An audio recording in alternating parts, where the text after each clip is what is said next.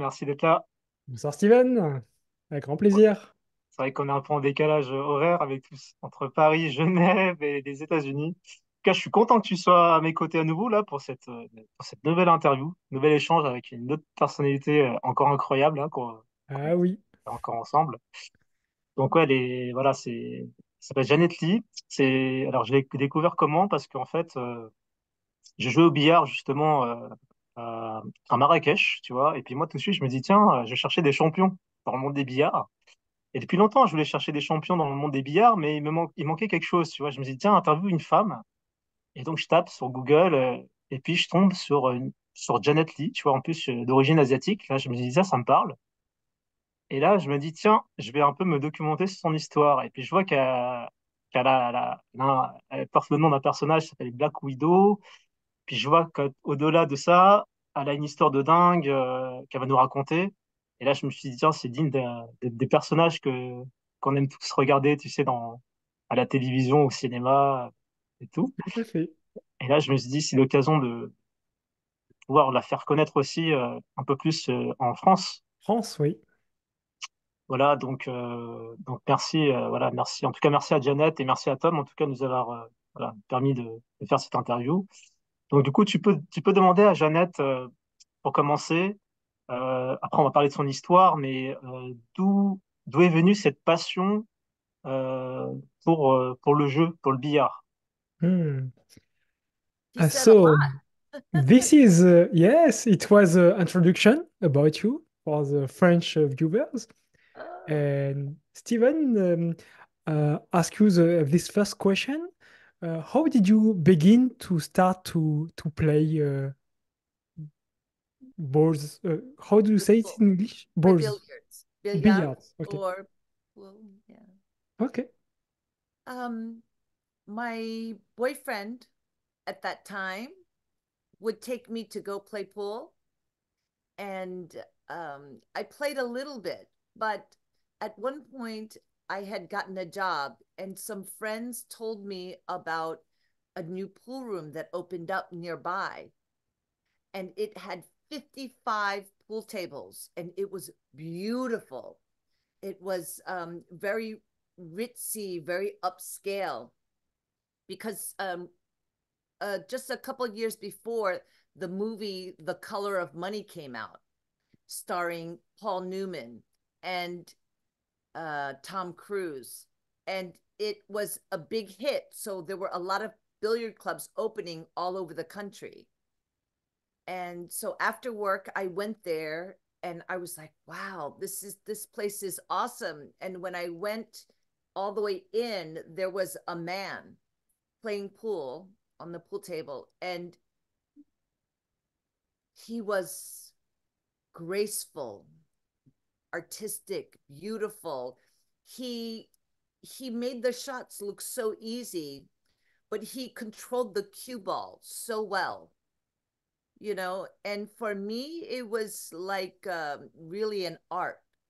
And so I just fell in love with the game. I had never seen it played like that, you know and I just, oh wow, I really want to do that. But I was really interested in watching him because I never saw this kind of level of play. And so I watched him for a long time. And there were, of course, it was very crowded because it was very new and everybody was there. But there were a lot of tables where there were a lot of good players. So even when he left, I watched him for hours. But even then, there were other people to watch, and I just fell in love with the game. And so I came back the next day to play, and whoa, it was so bad. I was so bad. It was terrible. I remember after watching him, I wanted to make that bridge, you know, to put the cue stick through, and I it took me a long time to try to copy him, Hmm. but I kept it like that, and I went home like that. And when I went home, I put tape around because I was worried that in the morning I would forget. And so every day I started playing pool, and every night I take my hand up. But also, even when I went to sleep, I would think about pool, and I would imagine myself, you know, getting. It's almost like I was up here, and I would watch myself playing, Mm. you know, and even in my dream, when I would, it's called like mental imagery, when I would envision myself playing, I still missed. I would still miss the shots, which is incredible because you would think that I could imagine myself making everything. But even in the during then I was making mistakes, but I practiced as Mm. much as I could. But my back was, I always had a lot of back problems. Mm. Oh, excuse me, because I had scoliosis, and I had major back surgeries when, I'm going to turn this on silent. I'm so sorry. I had major back surgery when I was 12, and they broke open my spine. It was shaped like an S. It was very crooked. Mm. And I was playing so much, bending down, playing and playing. And so I would have a lot of pain. So when I couldn't play anymore and I would lay down, I would practice in my mind, Mm. practice playing. And actually, at first, I was really bad, but as time went on, I got better and better. And I started to improve in my mind to where I was playing better than I was even when I was shooting. And I think that I think it helped me because it helped develop my focus. Mm. Yeah. Okay. Thank you very much for your answer. I will translate. Oh, I'm sorry. I should have made that shorter so you could. It's okay. I have a good memory. Okay, good. Or at least I think, and I will try. Euh, alors, Jeannette a commencé le billard un petit peu par hasard. En fait, elle avait un petit ami et elle allait parfois jouer au billard. Mais le moment où ça s'est vraiment révélé à elle, c'est lorsqu'il y a eu un film très connu qui est sorti au cinéma avec Tom Cruise. Et à cette époque-là, il y a eu tout un tas de salles de billard qui ont émergé d'un coup. Et un jour, elle est rentrée dans une de ces salles de billard et elle fait waouh, mais en fait, c'est magnifique ici. Et elle est tombée sur un homme très gracieux, très élégant, avec une manière incroyable de juste jouer au billard. Et c'était incroyable, il avait ce profil, cette silhouette qui se déplaçait de manière très très élégante. Et en plus, dans sa manière de jouer, c'était très très élégant. Et même dans sa manière, vous savez, avec la queue de billard, le cube bleu là, Ouais. pour pouvoir, pour pouvoir ajuster sa queue de billard, bah là, même là, il était très très gracieux. Et du coup, Jeannette passait, en fait, lorsqu'elle est rentrée dans cette salle de billard, elle passait des heures juste à le regarder, à le regarder se mouvoir, à regarder jouer et à observer comment elle jouait. Et elle est passée ce soir-là, puis un autre jour, et encore un autre jour. Et, euh, et même lorsqu'il partait, ensuite, elle a commencé à rester pour observer les autres joueurs jouer. Et c'est là qu'elle est tombée amoureuse du jeu. Et il faut savoir que Jeannette aussi a des problèmes au niveau du dos. Elle a Scoliose. une scoliose et du coup son dos était en forme de S, quoi. Donc à force de se baisser, se relever, bah, c'était douloureux pour son dos. Et quoi, elle a passé un grand moment aussi à, à jouer au billard en dehors de la salle de billard. En fait, elle parlait d'imagerie mentale, de visualisation, les termes français, pour regarder comme si elle était au-dessus de la salle de billard et elle regardait comme ça, elle se regardait en train de jouer. Et l'anecdote qui était rigolote, c'est que même lorsqu'elle s'imaginait en train de jouer, elle faisait parfois des fautes. Je disais, ah oui, on pourrait penser que j'étais parfaite en train de jouer. Non, même là, dans son imaginaire, elle avait du mal. C'est marrant ça. Voilà. Et au début, elle disait, bah, elle était débutante et à force de jouer, en fait, c'est à force de se visualiser là-dedans, elle a commencé à améliorer son jeu. Et pour l'autre petite anecdote aussi, c'est que euh, lorsqu'elle voyait ce joueur très élégant jouer, à certains moments, il y avait des poses et des manières de faire spéciales qu'elle appréciait énormément et disait, oh, ça, j'aimerais bien leur copier. Du coup, elle mettait du scotch sur ses doigts pour se souvenir de la position et ne pas l'oublier le lendemain lorsqu'elle se réveillait. J'adore, j'adore. Donc, une grande passionnée de billard. Voilà Ouais, comment elle a découvert le billard. incroyable. Donc, ouais, Jeannette, ouais, une passion pour le billard. Je crois qu'elle a mis quoi, 2, 3 ans à être professionnelle et après, je crois 1 an et demi pour redevenir après plus tard championne du monde. Mais moi, j'aimerais bien lui poser la question sur l'aspect identitaire. Parce qu'en fait, Hmm, petite, j'aimerais bien lui poser la question. Ma question en fait principale, c'est est-ce que le billard lui a permis en fait de s'affirmer telle qu'elle est, d'assumer un peu sa personnalité? Parce qu'en fait, petite, de ce que j'ai lu, elle avait du mal à s'affirmer. Donc, elle faisait en fait ce que les autres aimaient faire. Donc, elle faisait comme eux. hmm, Et petit à petit, elle a pris confiance aussi de qui elle est, notamment qu'après, elle a enfilé le costume de Black Widow. D'ailleurs, tu le poseras la question, du coup, pourquoi on l'a appelé comme ça, d'où ça vient. Mais c'est surtout sur l'aspect identitaire. Voilà. hmm, Attends, est-ce que c'est le billard qui lui a permis de s'affirmer? À quel moment précis, en fait? hmm. Lorsque tu parles d'identité, tu parles avant tout de confiance Asiatique. en soi Confiance ou en soi, et puis les Asiatiques aussi, parce côté que asiatique. Ok. il n'y avait pas beaucoup d'Asiatiques où elle était. Je crois qu'il y avait une Hmm, famille chinoise, hmm, mais il n'y en avait pas beaucoup. Elle hmm, disait que ses amis étaient tous des Africains, quoi, pratiquement. hmm, Et comment pour elle, elle a vécu ça, quoi. Elle a vécu le racisme. Est-ce que ça l'a aidé justement à devenir la championne qu'elle est, quoi. Ça. hmm. Ok. So Steven has an identity and self-confidence question. So as you grew up as an Asian girl, and he read that As a, I'm sorry, as a what?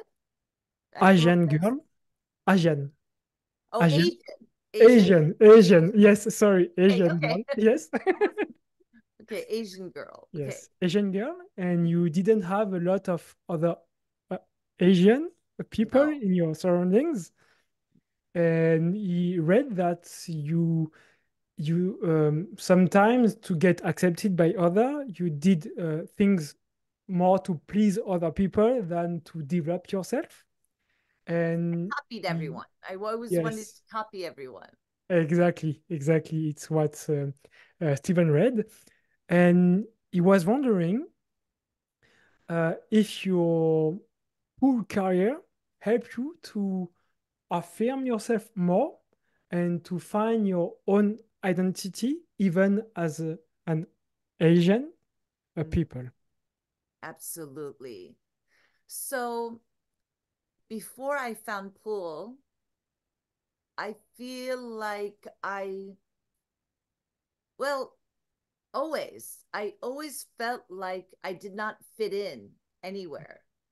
I always felt like an outsider, an outcast, a Mm, minority. mm, And then when I started playing pool, everything disappeared. I I I didn't care what they were doing. I didn't care what they were wearing or what they liked, they didn't like. I wanted to play pool and I wanted to be great, you know? And it was all about that. I stopped looking around mm, because I was so in love with this game and I was paying mm, attention. What are they doing? And I actually think that because I spent my life copying people, mm, paying attention to how they did their hair and what they were wearing and what kind of music they were listening to, I was, always very observant, right?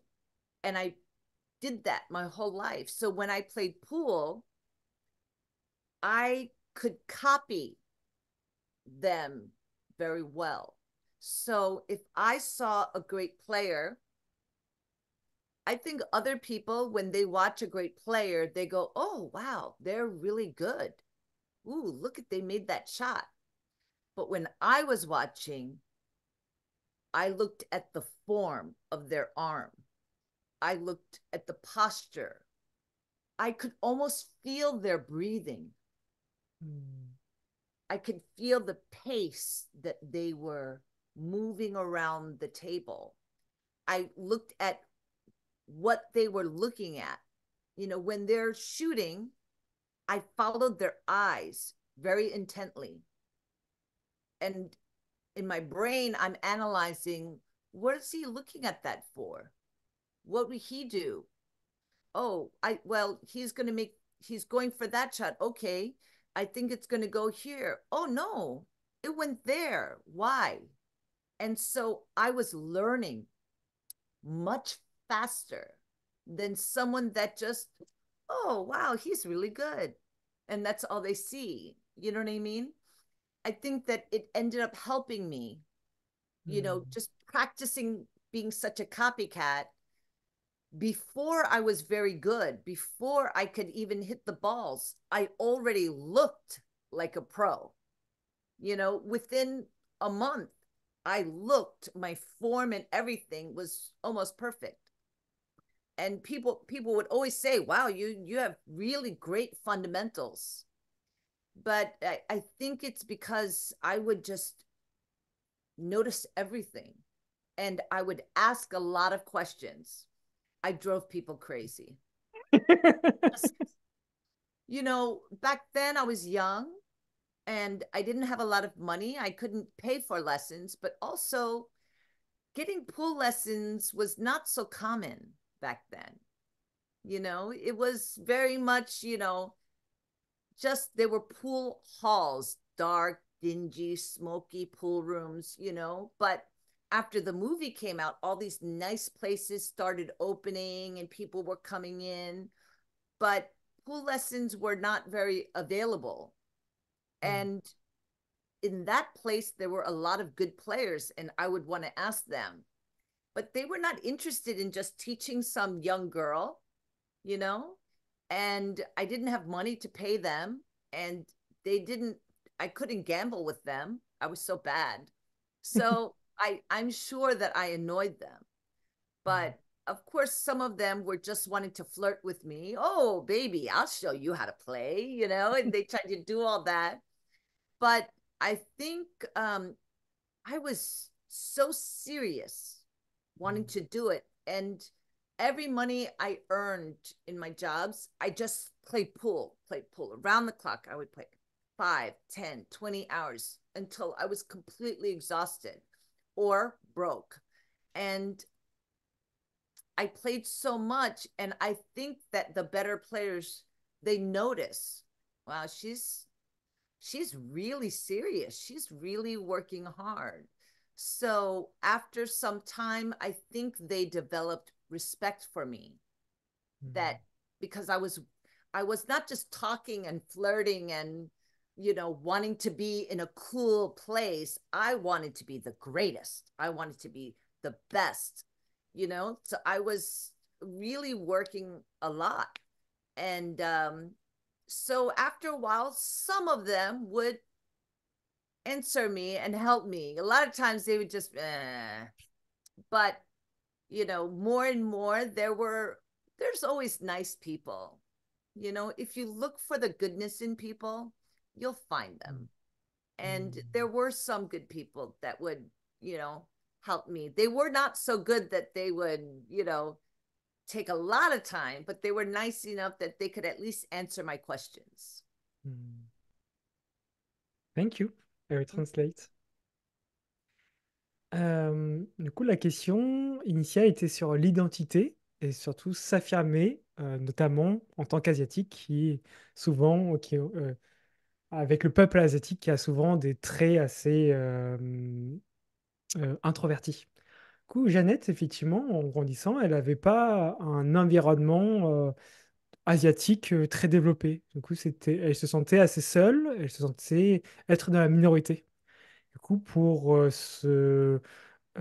s'adapter, en fait, elle copiait beaucoup les autres, ce qu'ils attendaient d'elle, elle répliquait le même mimique. Et en fait, ce trait de particularité l'a beaucoup aidé plus tard dans sa progression au billard. Et je vais revenir dans un instant. Et pour répondre directement à la question posée, oui, en fait, le billard l'a énormément aidé en fait à affirmer son identité. Avant, elle regardait beaucoup le regard des autres, ce que les autres pensaient d'elle. Et à partir du moment où elle a découvert le billard et elle s'est pris de passion pour le billard, il n'y avait plus que ça qui comptait. Elle était focalisée dedans et elle s'en fichait de ce que les autres pensaient. Elle voulait s'améliorer au billard. Elle voulait jouer au billard. Elle voulait parler de billard. Il n'y avait que ça qui l'intéressait. Et elle, à ce moment-là, elle a pris davantage confiance en elle. Elle s'est focalisée sur elle, sur ce qu'elle voulait, sur sa passion pour le billard, sur son style et sur avancer. Et comment elle a avancé, comment elle a développé son identité, ses compétences, c'est justement cette capacité d'observation qui était très forte et d'adaptation, même d'intégration de ce qu'elle observait. Du coup, elle partageait cette anecdote lorsqu'il y avait d'autres personnes qui jouaient très très bien au billard. Le réflexe classique de la plupart des personnes, ils regardent, ils font waouh, quel joli jeu! Waouh, il joue bien! Mais c'était pas ça qu'elle regardait. Regardez son mouvement de bras, et elle regardait où est-ce que la personne regardait. Elle pouvait même ressentir la respiration de la personne et presque tout ce qu'il analysait. Et en fait, sa posture, et en l'espace de un mois, en fait, de l'extérieur, on avait l'impression que c'était une pro. Parce qu'elle avait tout de suite la posture, tout de suite le geste, tout de suite le rythme, tout de suite tout ça. Et mais ça ne veut pas dire forcément qu'elle était déjà forte. Du coup, du coup, elle a continué à travailler, à observer les autres personnes. Il faut remettre les choses aussi dans leur contexte. À cette époque-là, il n'y avait pas de coach de billard, il n'y avait pas de cours particuliers de billard. Elle, comment elle a appris, en fait, c'est en allant dans des salles de billard, tout simplement. Vous savez, là où les gens fument, boivent des bières, etc. C'était ça son contexte, En plus, c'est une vraiment. femme. Et Il en n'y a pas plus, c'est beaucoup une de femmes. femme. Et jouer sans arrêt 1 heure, 2 heures, 3 heures, 4 heures, 5 heures, 10 heures, 20 heures parfois, jusqu'à que soit elle tombe de fatigue, soit qu'elle ait plus d'argent. Parce que, vous savez, il faut payer des pièces pour pouvoir jouer au billard, quoi. Et effectivement, à cette époque-là, c'était une femme. Du coup, bah, aussi, alors, elle observait les autres joueurs, mais aussi elle posait des questions aux joueurs. Et bah, certains, en fait, c'est pas forcément un milieu très aidant. Mais certains l'aidaient, ils répondaient à ses questions. Notamment bah, parce que aussi c'était une femme, et certains voulaient un peu flirter avec elle, quoi. Donc certains la prenaient de haut, certains la dénigraient, et d'autres bah, jouaient un petit peu avec elle et en flirtant, quoi. Et du coup répondaient un peu à ses questions. Et bah, certains étaient bien intentionnés, d'autres moins. Mais parmi ceux-là, il y en avait certains qui avaient quand même une certaine ouverture de cœur et ont quand même répondu à certaines de ces questions. Et elle a beaucoup de gratitude pour ces personnes qui ont permis de s'améliorer. Et c'est comme ça qu'elle est devenue bien meilleure au billard parce qu'en fait, elle s'entraînait sans cesse, elle observait énormément et elle posait beaucoup de questions et certaines personnes ont répondu à ces questions. Génial.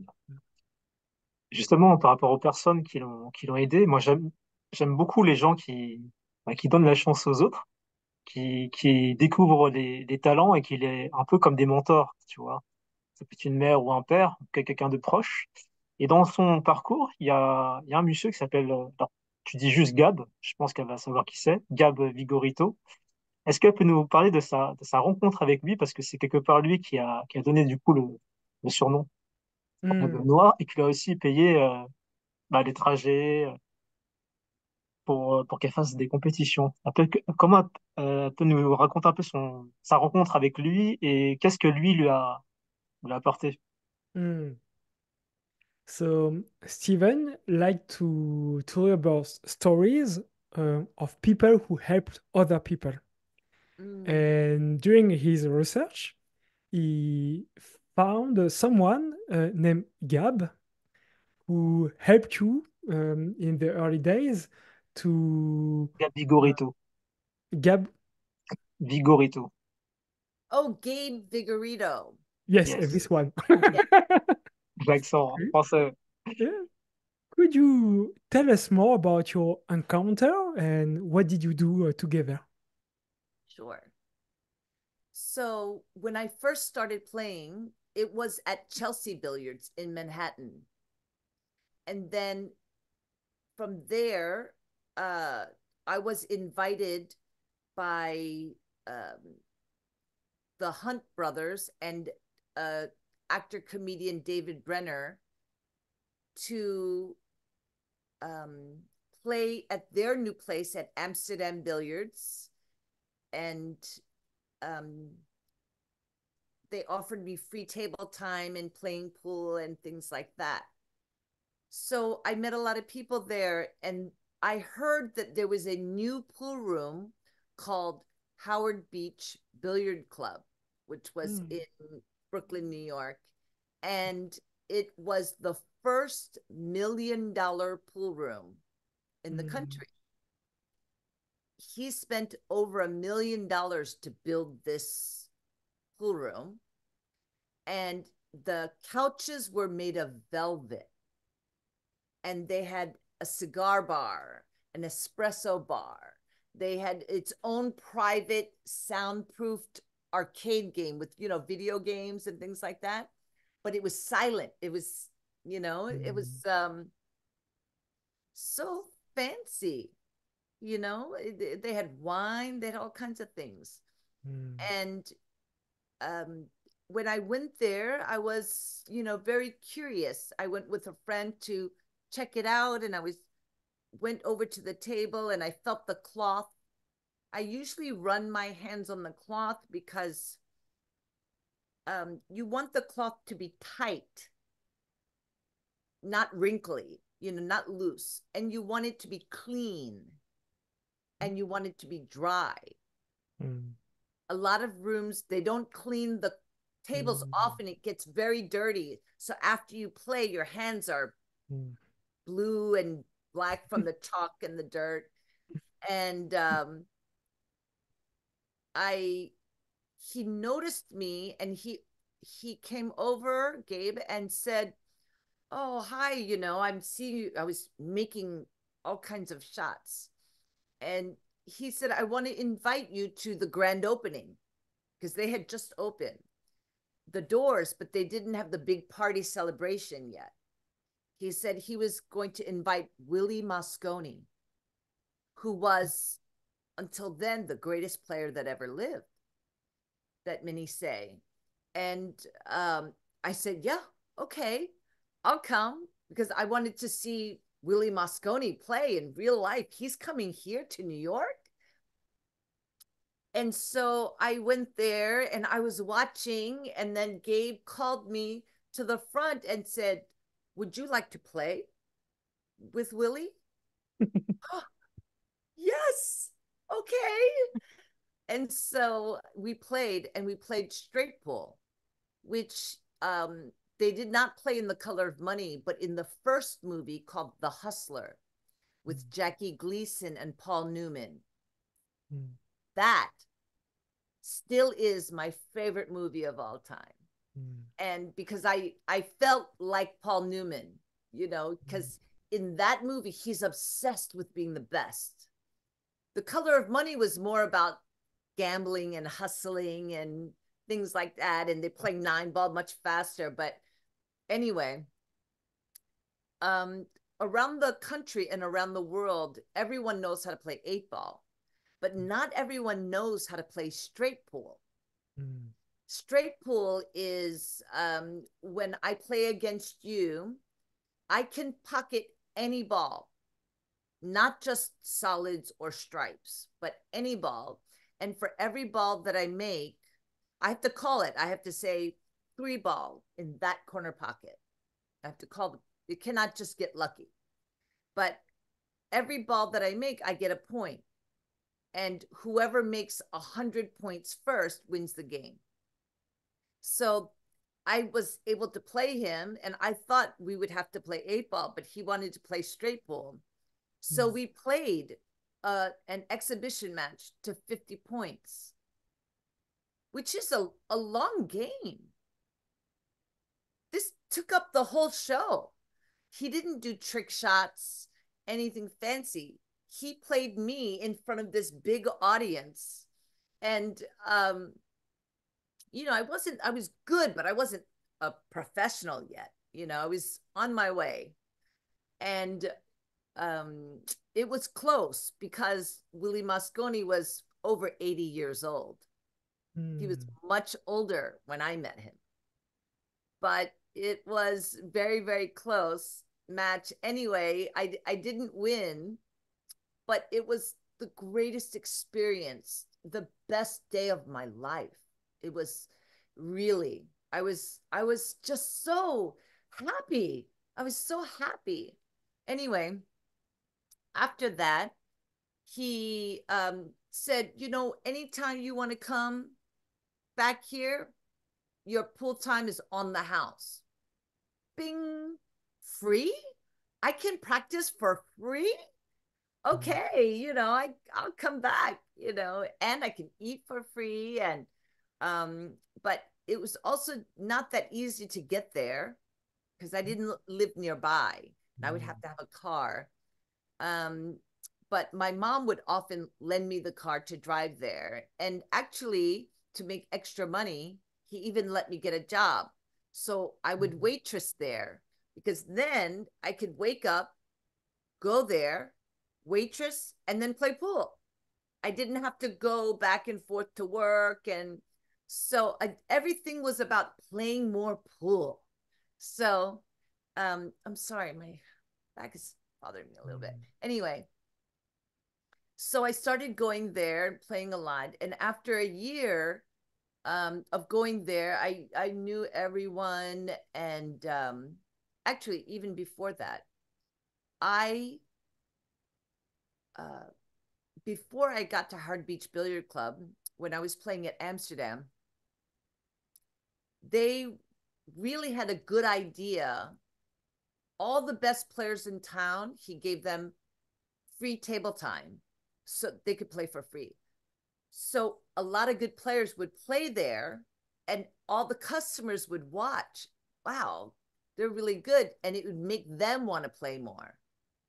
This is very smart. Very Makes sense. Very smart. So now here I am at Howard Beach.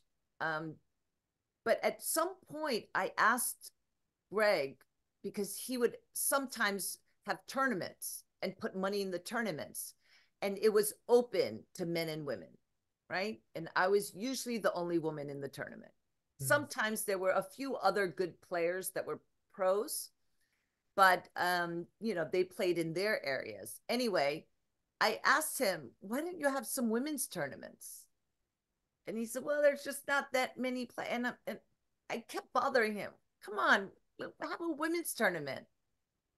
And he said, okay, if you can get me at least 16 women to play in a tournament, I'll add $1,000 to the purse and I'll have a tournament. I'm going to be rich. I was thinking I'm going to be rich. Yeah, okay. 16 women. So I started asking everybody, you know, in the pool room. And then I went back to Chelsea Billiards. I went to Soho Billiards. I went to West End. I went everywhere. Anytime I saw a woman that could make a few balls, you know, that was a, you know, good player or higher. Hey, you know, there's this pool room over here, you know, they'll add $1,000 if, you know, you'd come and play.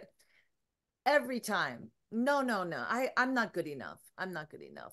Or they would say, oh, I'm not that serious. I just like playing with my boyfriend. No, thank you. Come on. I tried for months. I couldn't even get 8 women. There just wasn't enough women playing pool. And I think the color of money helped. And I think the WPBA getting a contract with ESPN, I think them seeing professional play, that actually started when I was on the tour. But anyway, I think that over time, there's way more women that play now than there was then. But anyway, I'm going to go back to Howard Beach. So now here I was at Howard Beach, and I remember telling Gabe, you know, he did a lot for me. You know, he often paid for my pool free pool, got me a job. And he was very supportive and encouraging, which was very nice for me because my family was like, what are you doing? You're wasting your life. Stop playing pool. You know, you need to go to school. You need to have an education. No, I want to play pool. You know, I didn't have a lot of encouragement, you know? So it felt really good. And he said, I remember when you first came in, he said, you came to the table and you were dressed in all black and you were, you know, very pretty and you had a big smile. You were talking to your friend and you went over and you felt the table. And then once you got your cue together and you got the rack of balls and you started playing, dun, dun, dun, he said, you completely changed. Your eyebrows went down and you looked so serious and angry, and boom, boom, boom, you were just knocking the balls on the table. The smile was gone, but the intense focus filled the room. It was like people were just without me saying anything, just playing, I naturally attracted attention. You know, just seeing a woman being that serious. And, you know, again, I wasn't a great player yet, but I was at a semi-pro level, you know, so it was not common to see someone pocketing balls as well as I was. And I remember, you know, during the week, he did not have a great business during the week because he didn't run APA pool leagues. Now there's, you know, like bowling leagues or dart leagues or basketball leagues. There's pool leagues. And the biggest one is APA, the American Pool Players Association. And he didn't really know about that kind of stuff. So during the week, it was very slow. And so I said, it always bothered me that more women didn't play pool. So I said, hey, Gabe, what do you think about having a ladies' night where ladies can play for free? And I said, if you will offer ladies free table time, then I will give a lesson, you know, maybe like on a Monday or a Tuesday. And he thought, okay, that's a great idea. So I said, okay, I will teach pool for free for 1 hour if you will also give them free practice time afterwards for at least 1 hour. He said, no problem. He gave free, ladies play free. Because I said, you know, if you encourage more women to play, that will encourage more men to come in. It will help your business. You are And smart so also. yeah, so he said, okay, I just cared about, I loved the game. I wanted to see the game grow and be more popular. And I wanted to see more women playing pool. I don't know why it bothered me. You know, now I think about it, not everyone does that. They don't always think about things like that. But for me, it bothered me. And so, you know, whenever I had an idea, he was very supportive. And he was saying to me one night, I remember when you first walked in and you seemed so sweet, and then you totally changed, and your eyes, and when you got down on the table, I had long straight hair and it would just fall like a mess all over the table, you know. And he said, you reminded me of a Black Widow. And I'm like, what's a Black Widow? You know, because in New York, we have cockroaches and spiders and, you know, rats. We don't have Black Widows. Black Widow is a small spider, but is the most venomous spider of all the spiders. And you will usually see them out in the country, you know, not really in New York City. And so he said, you remind me of a Black Widow spider, because he explained that the spider female would mate. They would lure the men in, mate, and then kill them and eat them. So I'm like, why do I remind you of a Black Widow? He said, because you lure your opponents to the table and then you eat them alive. And I was like, oh my gosh, that's so dumb. I didn't think anything of it. But there was only like 5 people in the room. It was late at night, closing the doors. There was one other waitress and a bouncer, the security. And anyway, after that, it was just a few people would say, hey, Black Widow, and just joking around, but nowhere else. They didn't know about it. And when I told him about the ladies' night pool school, one day I came in and they have like the paper, like a trifold where it's like folded 3 times and it sits, and it was tall, and it had a picture of me. He took pictures on that night when we did the exhibition with Willie Moscone. I had a dress on. I was very makeup and everything. So they had pictures. So he had a picture of me on the front. And underneath it, it said, come play pool with the Black Widow. She really knows how to break balls. And I was like, oh my God. And, I just came in. I'm like, oh my God. I went from table to table to table. I'm like taking all the things off the table. I'm like, what are you doing? I'm like, Gabe. So I call him. I said, you can't. He wasn't there. I call him. I'm like, Gabe, you can't do this. I said, I don't want the Black Widow nickname. And if my mom sees this, she'll hate it. It just, because until then, I didn't have a lot of pictures of me playing pool. Like if you go bowling, you don't take pictures of you bowling. You don't know what you look like. But, now I was getting better. There were pictures, the New York Times, not New York Times, New York Post did some little story about me. And, when Amsterdam, the pool rooms, when they would have events, they would invite me because I was one of the best women. And I didn't like the way that I looked. I thought I looked like a nasty woman, not a nice woman, Yes. And I thought, okay, I already don't look nice when I'm playing. And now you're going to nickname me the Black Widow. Like, everyone's going to hate me. They're going to just assume that I'm not a nice person, and I was young. I want to be liked. I want to fit in. I don't want to be special. I don't want to point out, and I don't want to be hated.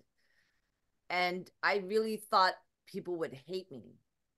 And Can we just stop here yes, for sorry. the Intéressant, n'empêche. yes? So keep these thoughts, and I will translate the rest. Yes, I'm Otherwise, so I will sorry. start to the Non, pas You de rest. have to souci. stop me. You just go All like right. that, and I'll stop. Non, All right.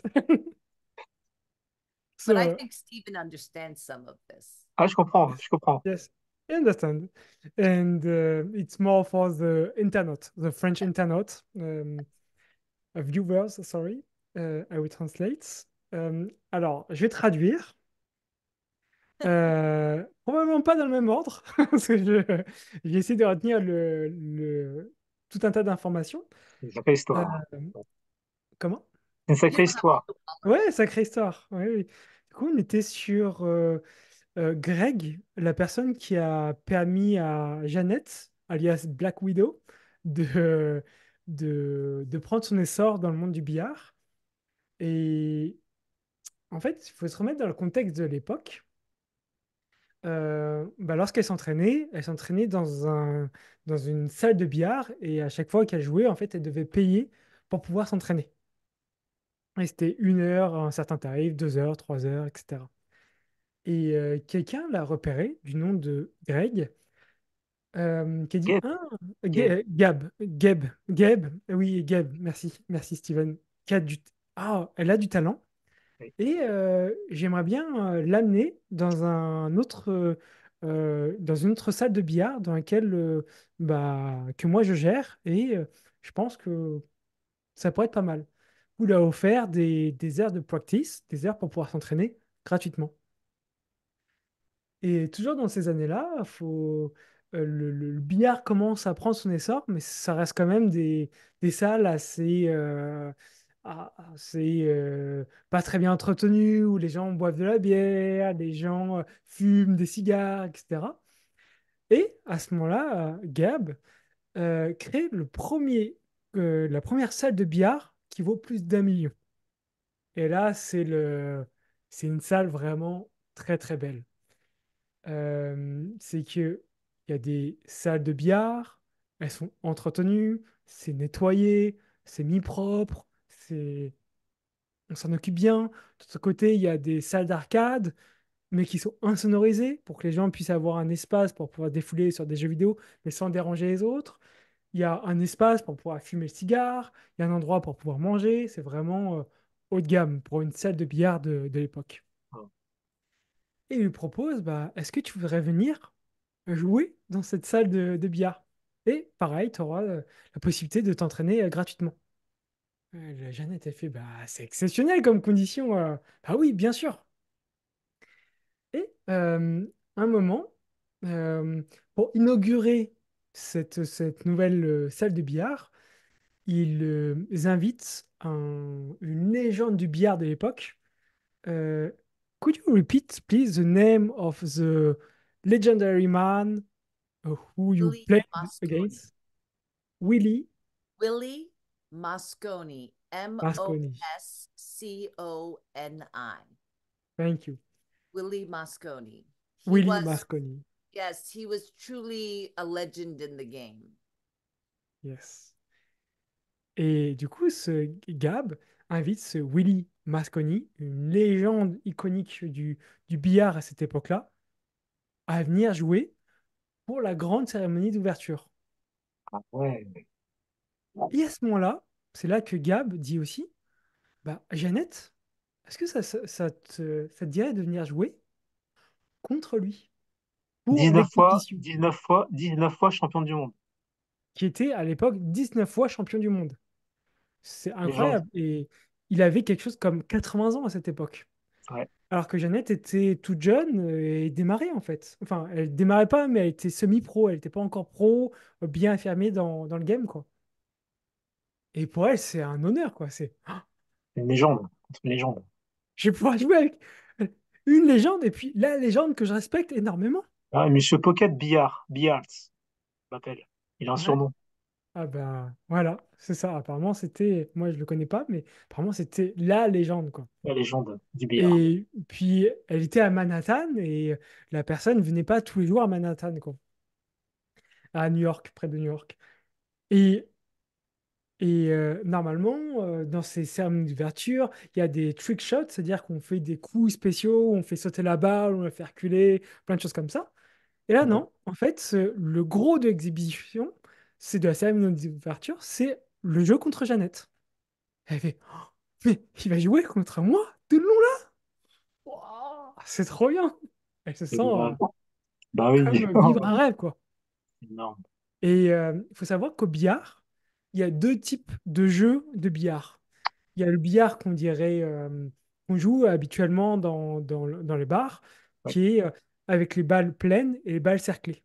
Mm. Et là, en fait, bah, on choisit les balles pleines ou les balles cerclées, et ensuite on les rentre. Et il y a une autre manière de jouer au billard, qui à l'époque était un peu moins connue. Il n'y a pas de couleur, il n'y a pas des pleines et des cerclés. En fait, il n'y a qu'une seule couleur unie. Par contre, on doit annoncer à l'avance, pardon, quelle balle on rentre dans quel trou. Et tant qu'on rentre, on continue. Et ça joue en une cinquantaine ou une centaine de points. Et c'est ça que Willy lui propose de jouer à.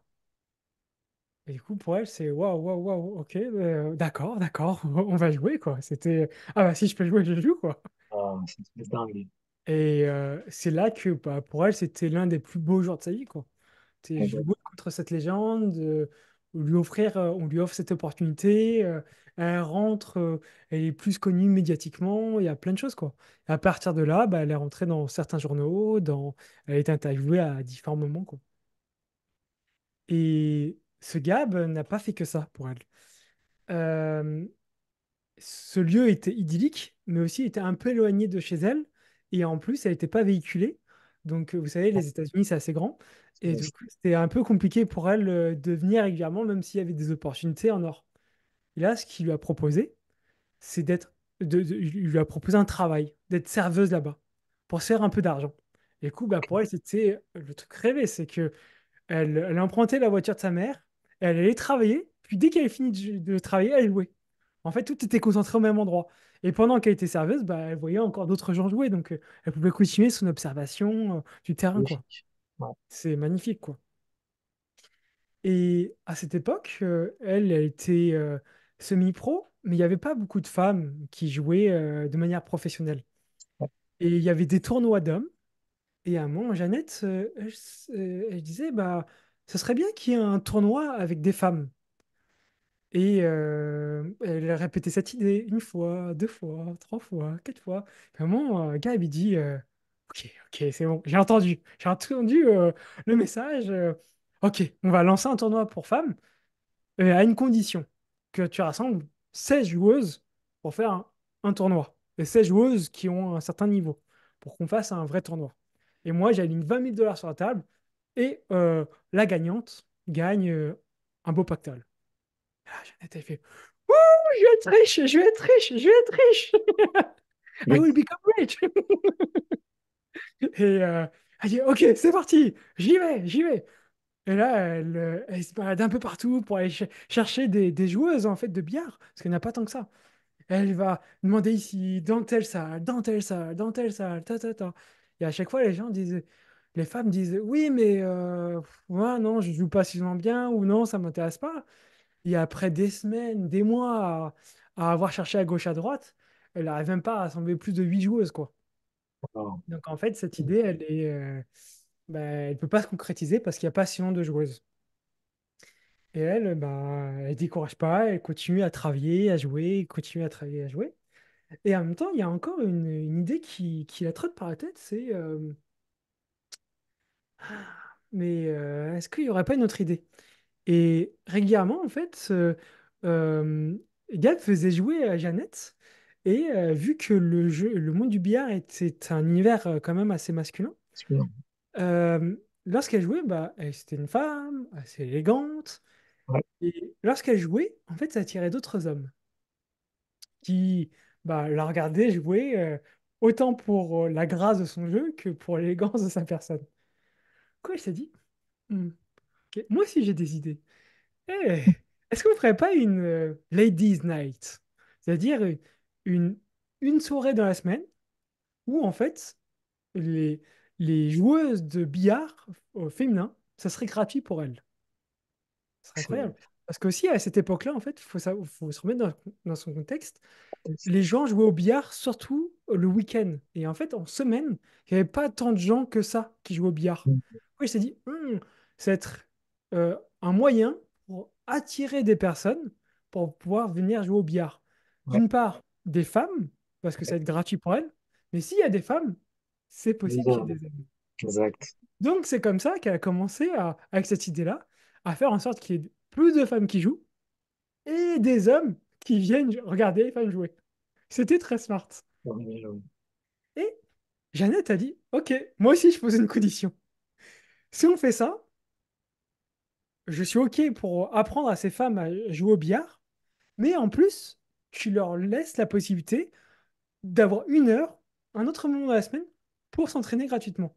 On a un deal? Il fait, ah oui, oui, on a un deal, on a un deal. Allez, vas-y, c'est parti.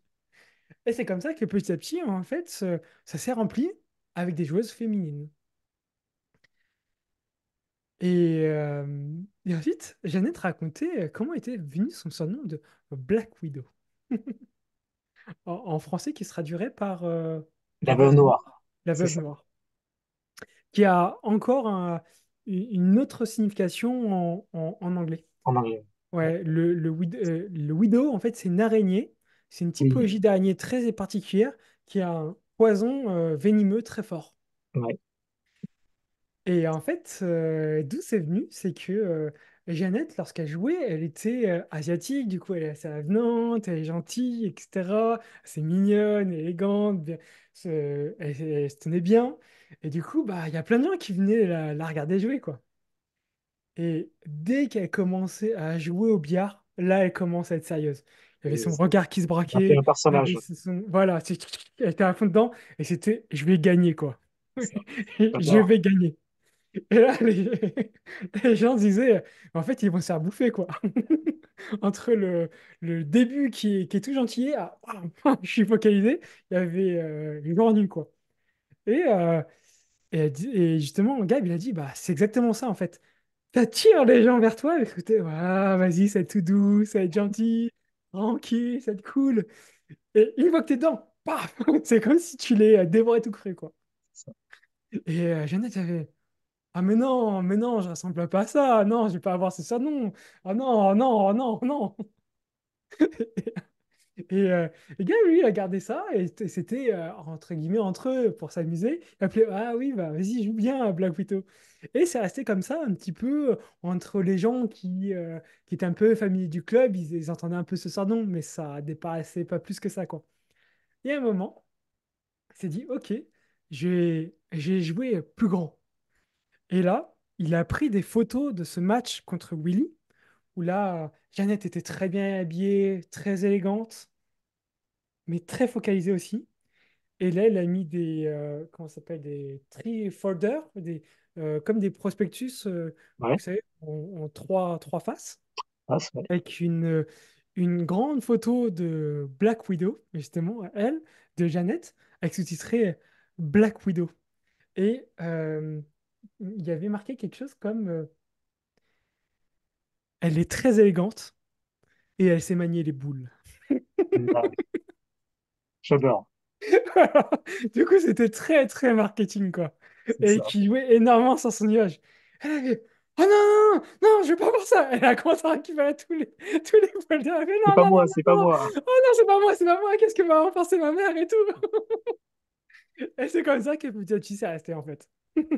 Waouh. Ça, c'est une histoire Ouais. de dingue. Ah, c'est une histoire de dingue. C'est digne d'un film. Ouais. Et je vais l'arrêter ici. Ouais. En tout cas, You ça did va a great rejoindre. Thank Ouais, you. Thank you. ouais, diable. job. You really did. Du coup, j'aimerais bien lui poser la question parce qu'il y a un documentaire là, du coup, qui est sorti sur elle de Ursula Liang.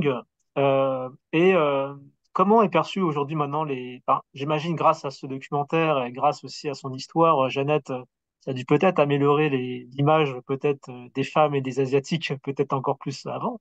Aujourd'hui, comment c'est perçu l'ambiance? Est-ce elle a eu des retours? Elle a eu des retours de gens qui l'ont fait Des retours des témoins? sur les femmes, sur la communauté Ouais, asiatique, sur... sur la communauté asiatique, notamment, sur les femmes ouais. asiatiques, sur tout ça. Est-ce qu'il y a eu des retours par rapport à ça? Hmm. Recently, there were a documentary uh, named Ursula, Celui-là, ouais. Ursula Ursula, Liang, Ursula Young. Uh, Does there it ring a bell? was a documentary about my life, and the ouais. movie was called Jeanette Lee Versus. But the director of the movie, her name was Ursula Liang.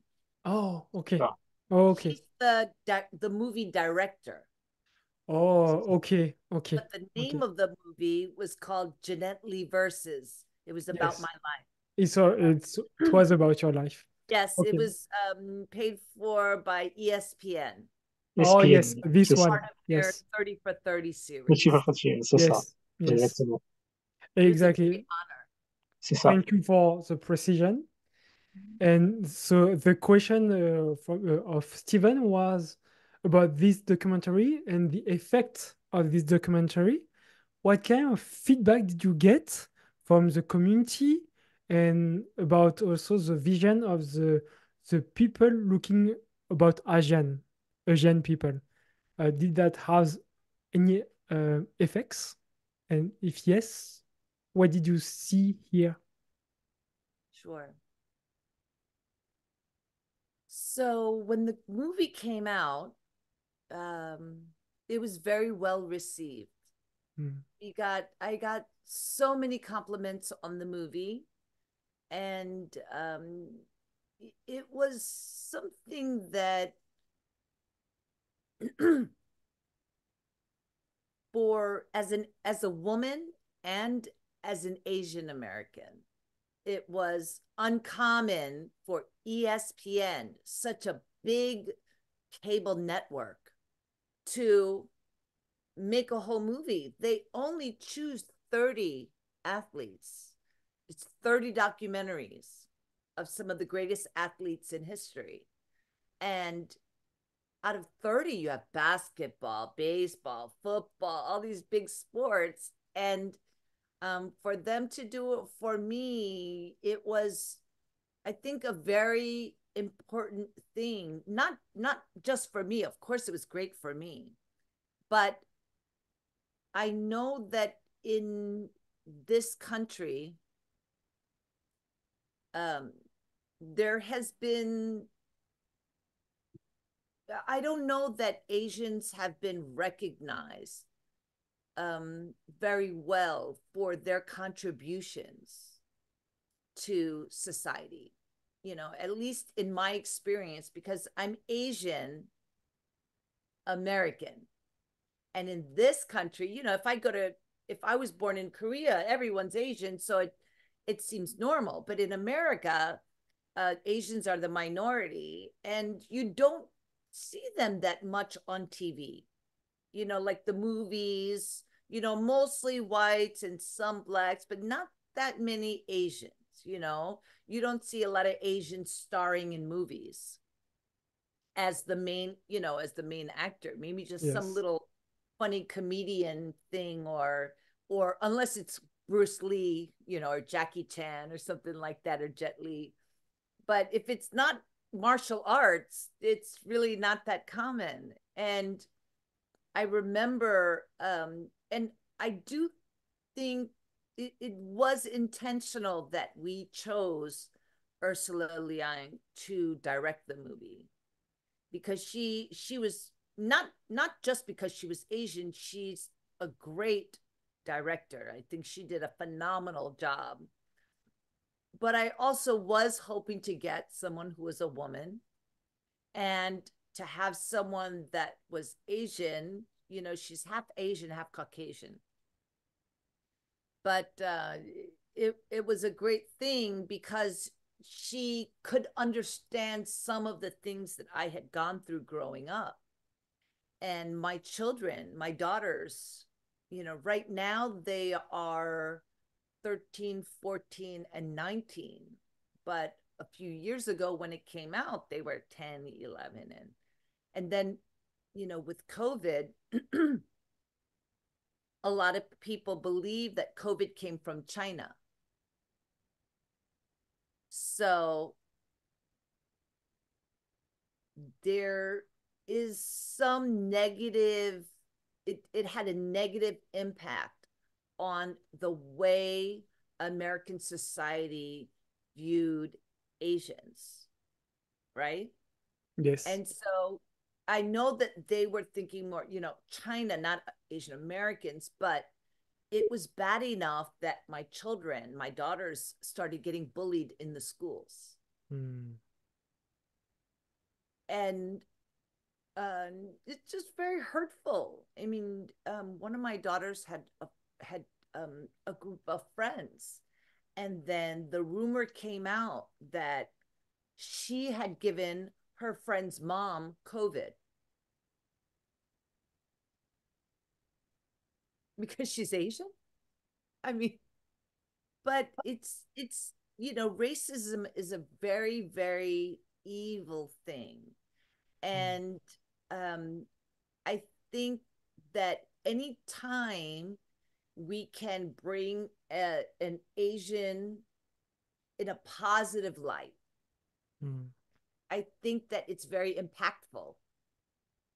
And so even if it wasn't for me, it would have been something that brought me great joy to watch, you know, because Yes.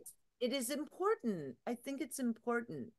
And now I'm seeing on Netflix and Hulu, they're having some shows. Like my daughter is watching a series called To All the Boys I've Loved or something like that. And it's um an an Asian girl that has a younger sister, and her mom was Korean and her dad was Caucasian. So she's half.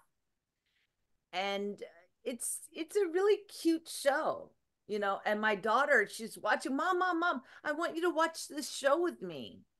And so we've been watching it lately, and it's really nice, you know. They're in middle school and this and that, but what a gift for my daughter that she could see someone on TV starring in a show.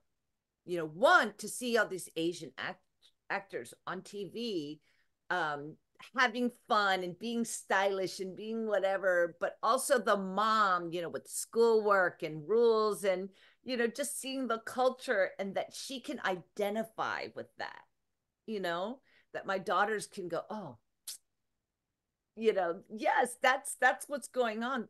I didn't have that growing up. Mm. But I know that since the movie Jeanette Lee versus, I got so much feedback of, you know, how important it was to people to Mm. watch that. Mm. Yeah, it was very, very positive and well received, and I think it was important. Yeah. Mm. Thank you. Thank you very much. Also, for me as an Asian, yes, we translate. Okay. Euh, du coup, la question était sur le documentaire, le film sur Jeannette et Oui. quels étaient les retours par rapport à la communauté asiatique. Parce que ce film était très spécial. Il était sur, du coup, Jeannette, mais en même temps, Jeannette en tant que femme asiatique dans un domaine sportif, qui normalement est dominé par des hommes et dans des domaines qui sont pas le billard, qui sont le football américain, le football classique, le rugby. Et là, c'était sur du billard, sur une femme asiatique. Donc ça faisait beaucoup de composantes qui étaient anormales. Et ça a énormément, il y a eu énormément de retours positifs de la part de énormément de personnes, notamment les communautés asiatiques, qui ont dit, waouh, en fait, il peut y avoir des rôles modèles asiatiques. Parce que aux États-Unis, c'est comme en France, les communautés asiatiques sont minoritaires et surtout ne font pas beaucoup de bruit, C'est discret. ils sont assez discrets. Et dans tout ce qui est popularité, Ah oui. aux États-Unis, ceux qu'on connaît surtout, c'est Jackie Chan, Bruce Lee, Jet Li, qui sont trois, et ils sont tous dans le domaine des arts martiaux.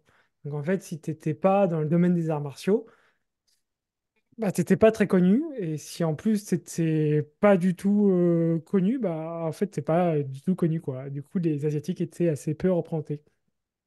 Et c'est ça qui fait que ce film-là a eu énormément d'échos positifs de la part d'enfants, de la part de personnes qui se waouh, en fait, c'est génial de pouvoir voir un Asiatique représenter la communauté asiatique et juste partager ce qu'elle vit, quoi.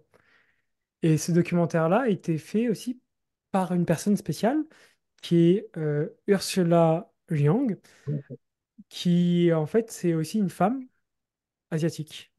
Mi-asiatique, mi-caucasienne. Et qui est en plus, et surtout avant tout, une très bonne réalisatrice. Mais ces différentes composantes ont fait que, elle a pu vraiment comprendre aussi ce qu'a vécu Jeannette en grandissant. Parce que, elle faisait face aux mêmes situations, en fait. Donc c'est l'ensemble de tout ça qui a permis de faire quelque chose de très porteur pour la communauté asiatique et pour les femmes. Et pour... mince, j'ai oublié, un fil, c'était... oui, c'était aussi pourquoi Jeannette a fait ça? Parce qu'à la base, oui, elle a eu beaucoup de gratitude, de reconnaissance d'être dans ce film, mais aussi c'est quelque chose qu'elle aurait adoré elle-même voir. Voir une autre personnalité asiatique pouvoir partager sa vie et Un un modèle, modèle, quelque part. voilà, tout simplement un modèle. Parce qu'elle n'a pas eu ça en grandissant, quoi. C'est C'était ça, surtout, bah, effectivement, des hommes dans les arts martiaux. Et elle dit, bah, oui, j'aime bien les arts martiaux, mais c'est pas. Moi, je veux faire du billard, quoi. c'est ça, Et exact. puis, ce sont des hommes et moi, je suis une femme. Et pour l'anecdote, elle a raconté qu'en ce moment, elle regardait une série à la télé avec sa fille, qui était une série pour jeunes adultes slash adolescents, qui était Tous les hommes que j'aimais.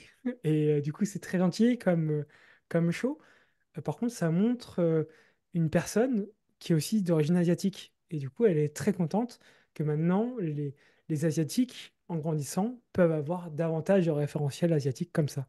Et du coup, bah, c'est tout un grand honneur pour elle d'avoir pu contribuer à cette dimension-là, de rendre les Asiatiques plus visibles dans le paysage audiovisuel, Ouais. et même au-delà du paysage audiovisuel. Et ce documentaire-là a été fait par ESPN. USPN, ouais, ouais, qui couvre tous les événements sportifs aux États-Unis. C'est un gros truc, hein. Énorme. Ouais. Ouais. Du coup, bah, on va peut-être attendre qu'elle revienne. Et, non, c'est pour ça que aussi j'ai voulu aussi l'interviewer. Tu comprends un peu mieux pour quelle Ouais. raison. Euh, Ça montre un autre prisme, parce que c'est vrai que toi et moi, on adore Bruce Lee, on adore Jackie Chan, mais c'est réduire un peu le côté asiatique qu'à ça, tu vois. Et elle, elle représente une autre forme de force, une énergie différente. En plus, c'est une femme, tu vois.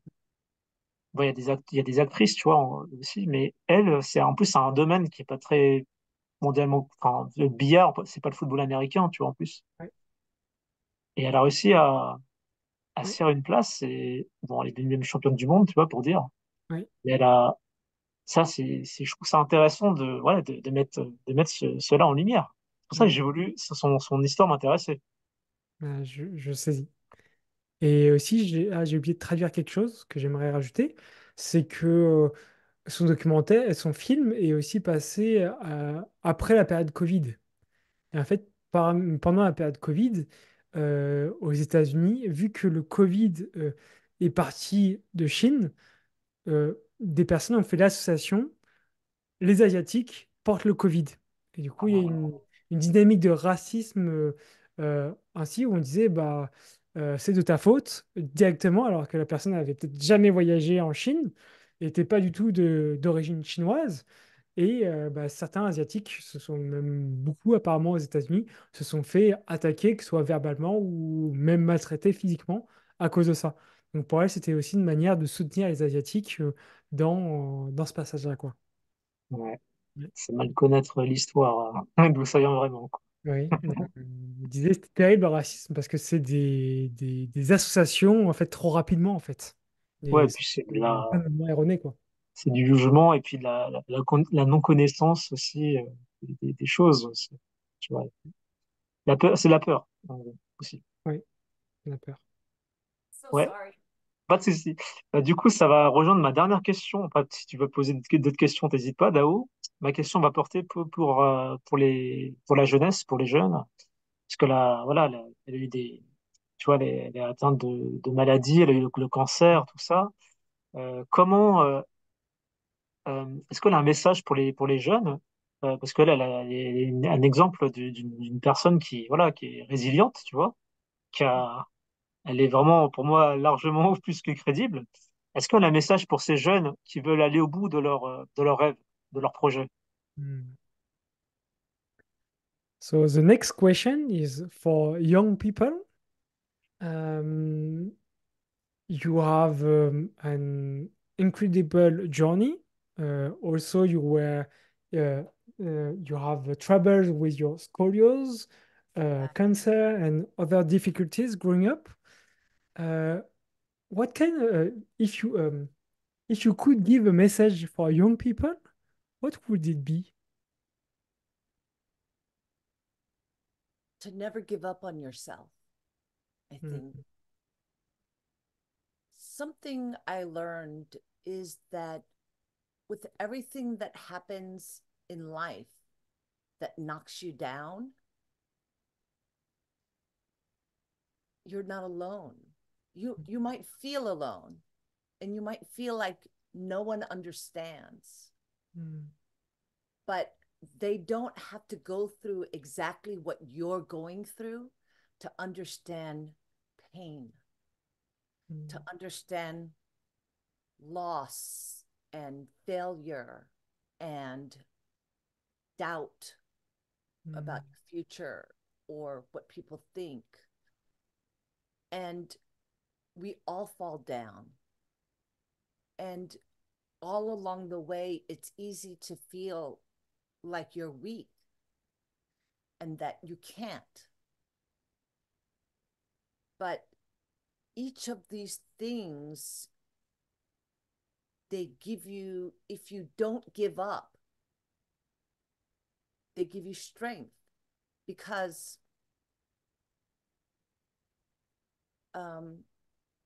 I used to think, my best friend Barbara, when I was younger, she would watch me. I was just so obsessed in playing pool. She knew about all the pain I was enduring. She knew all the stress I was getting from my parents. She knew that I was always broke and had no money, and I want to go to these tournaments and I just didn't have enough money. And she saw that. And the entire time I'm like, well, I can't do what's going to happen. But she kept saying, oh my God, you're so strong. You're so brave. I just cannot believe how strong you are. And I was like, what? Like, are you crazy? I'm not strong. I don't know what's happening. I got no control over my life and I don't know what's going on. And I don't know if I'm going to make it. What if I never,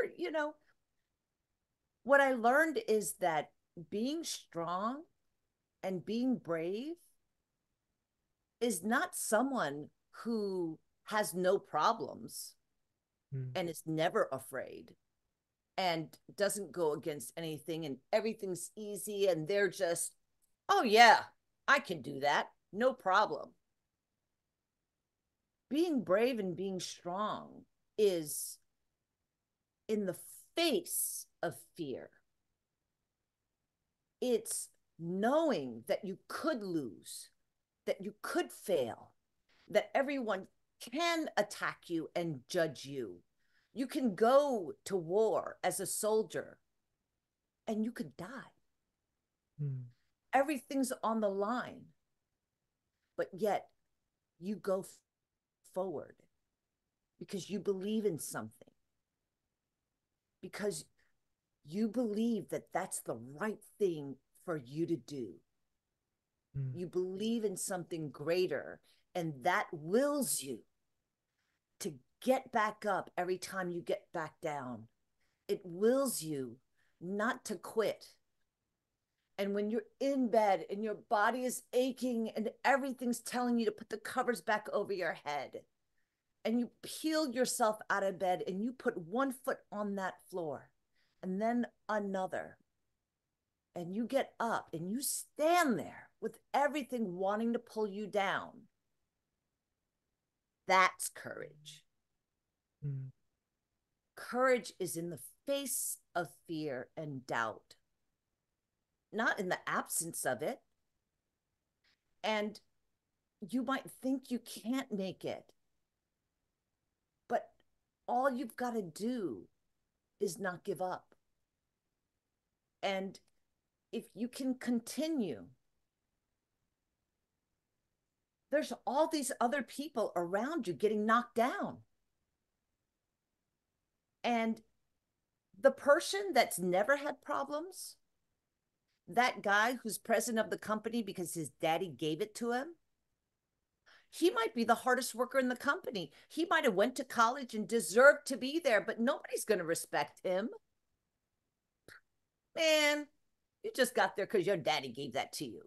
He might be the smartest guy in the world, but nobody wants to hear it from him. because he's never had to work hard a day in his life. It's the people that have fallen. It's the people that got beat up and knocked down and they kept getting up. They're the ones that have the voice. They're the ones that everybody wants to listen to and go, oh my God, I'm going through all this stuff. How did you do it? Where did you get that strength?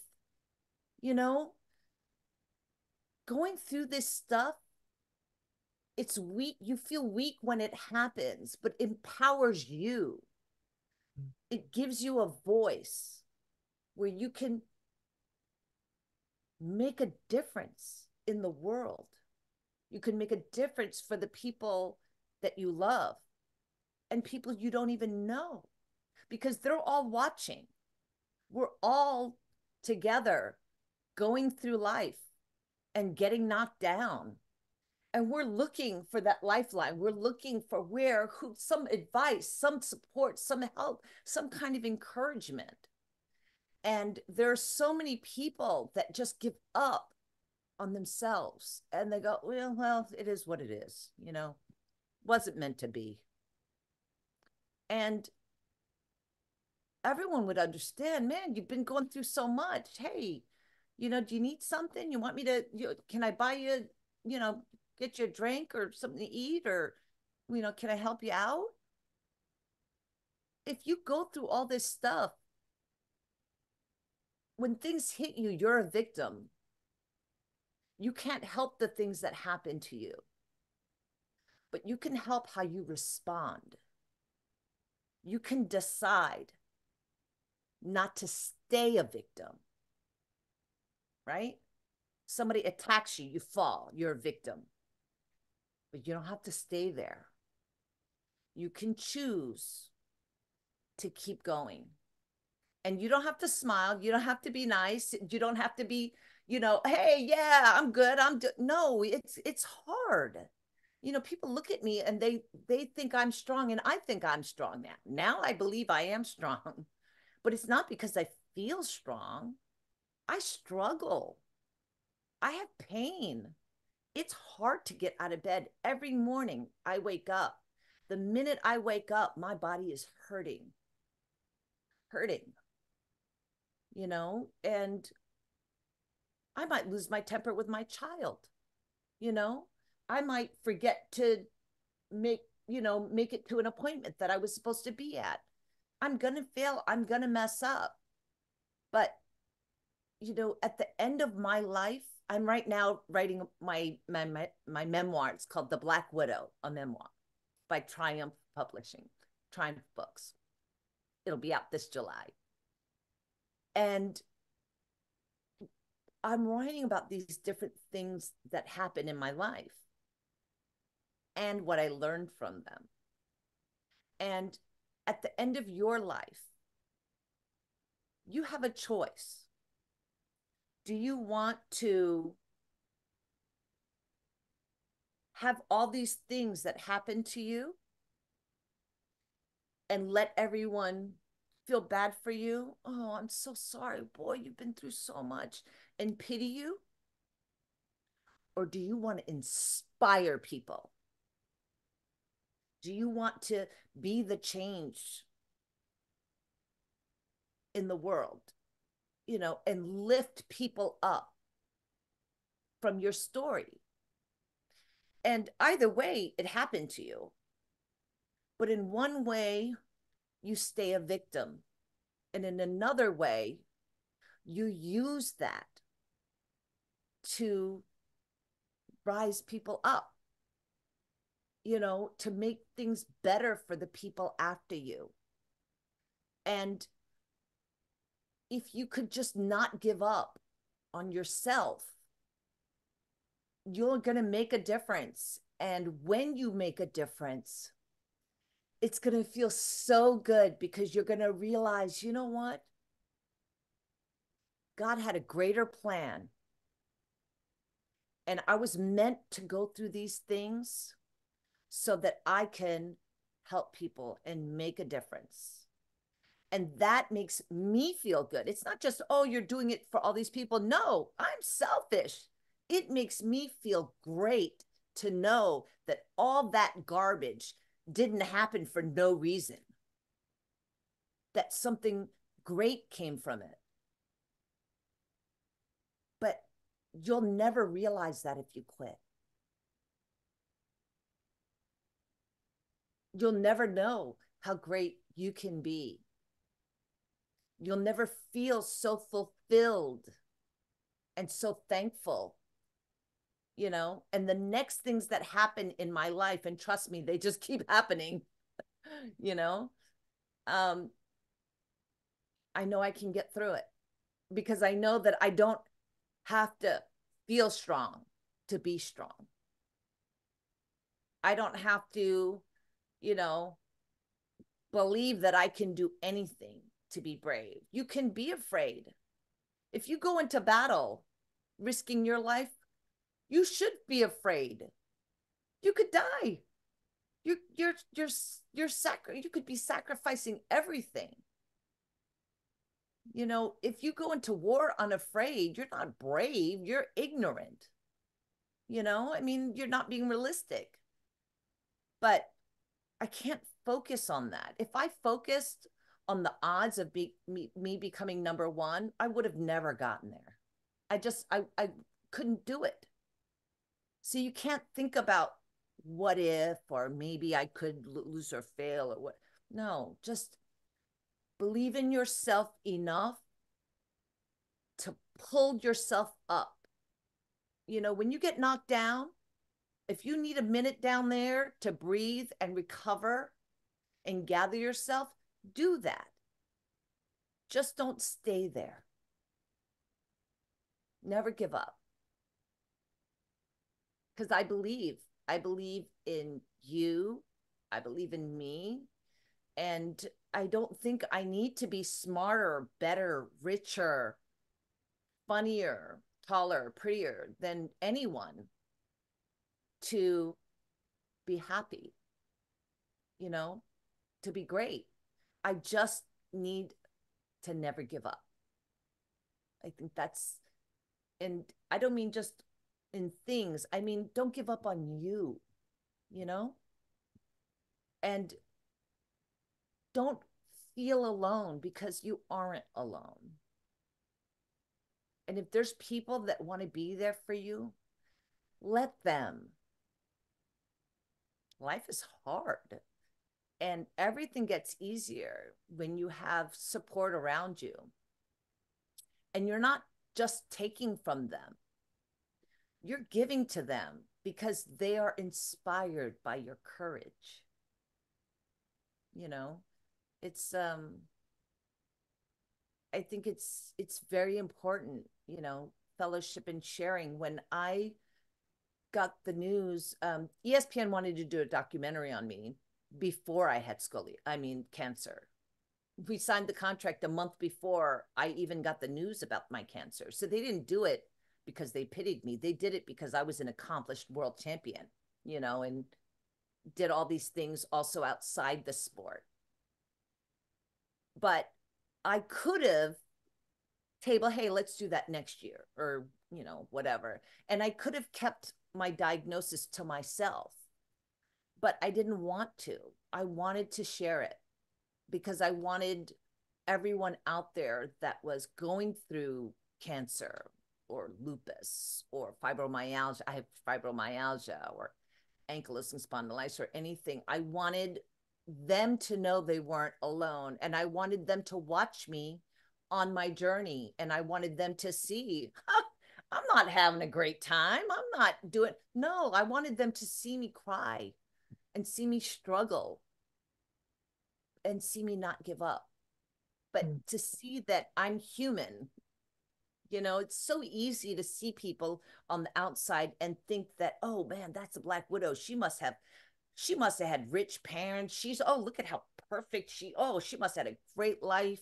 No, the greatest people, the most accomplished people are usually not the ones that had everything easy. They're usually not the ones that were the tallest and the strongest and the brightest.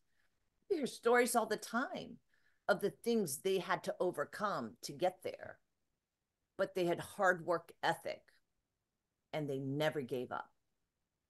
And I believe you can do that too. So that's my advice. Thank you. I will translate it.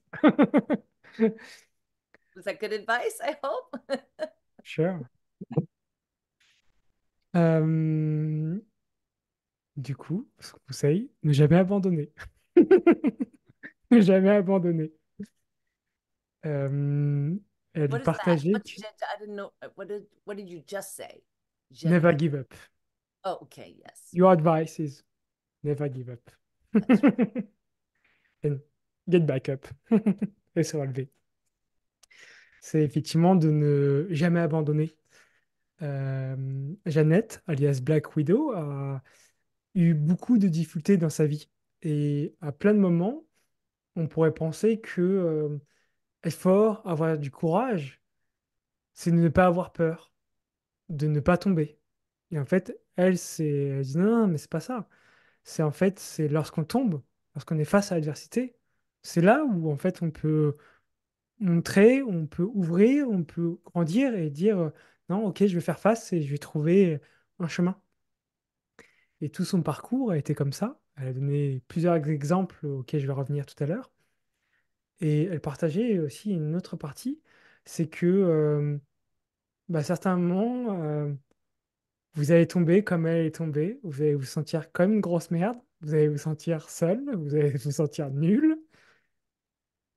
Et en fait, à ce moment-là, c'est très rapide de croire que personne ne peut nous comprendre et qu'on est tout seul.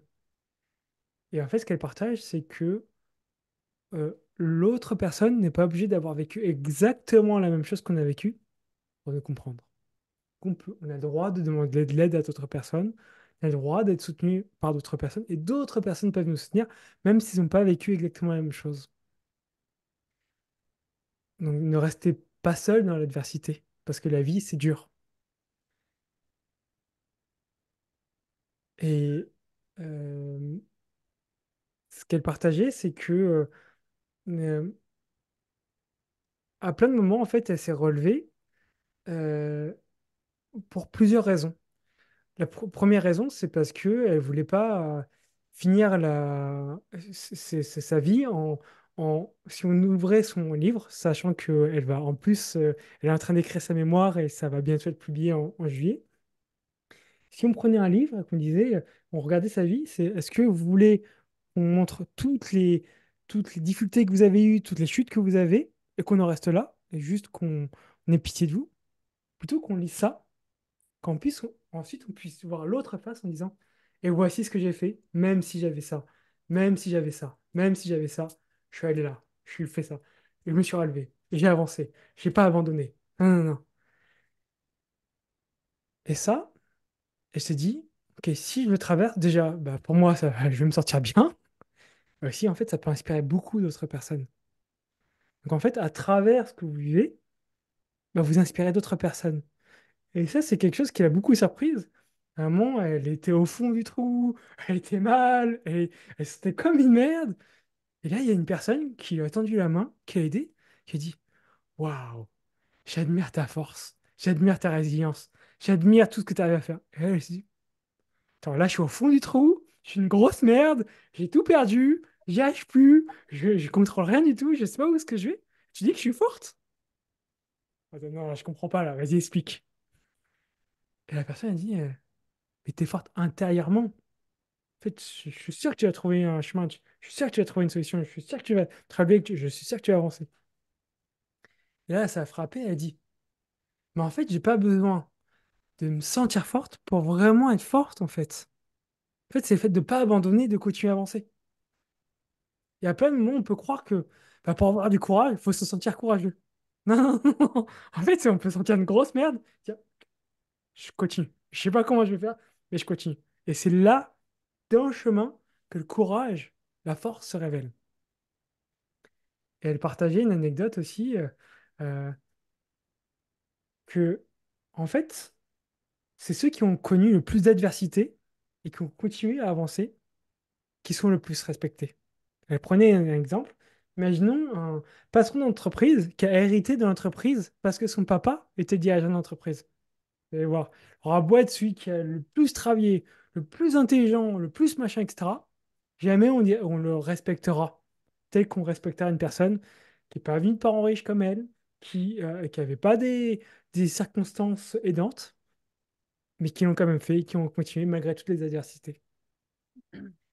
Et du coup, si elle avait un conseil à donner aux gens, ne jamais abandonner, never give up, Wow. and continue. C'est très très puissant, hein, ces messages. I try to summarize it Give up. as my best as possible. Ah, Yes, yes. never give up and remind yourself that you don't have to feel strong to be strong. Hmm. The whole Jamais. journey, you may doubt yourself. You may feel weak. You Hmm. may not know, but just it's okay. Hmm. Remember, being strong is just getting up, you Hmm. know, even if you feel like everything's pulling you down, Hmm.